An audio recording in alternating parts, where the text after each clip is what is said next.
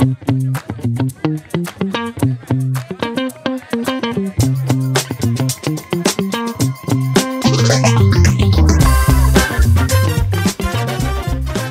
moje ime je Katarina, radnik specijalist roba, u Kauflandu sam 13 godina. Radim u procesima, znači ujutro kad dođem radim prvo korekciju zaliha, zatim prođem trgovinu, vidim gdje su rupe, provjerim da li to imamo na skladištu i krećem sa slaganjem.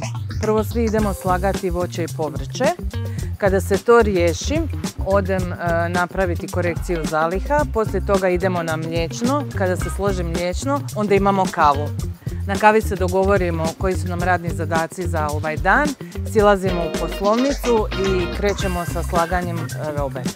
Kolege koje primaju robu razvrstaju nam palete po skladištu, onda dolazimo mi, svatko uzima po jednu paletu i šibamo u trgovinu sa slaganjem.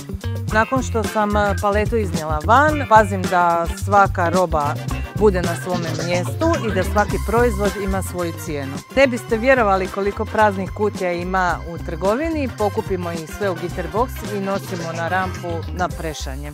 Spremna sam uvijek pomoći, kada me pozovu na blagajnu, tu sam da uskočim. U svakodnevnom radu je najvažniji timski rad, bitno je da se mogu osloniti na svoje kolege i isto tako da se oni mogu osloniti na mene.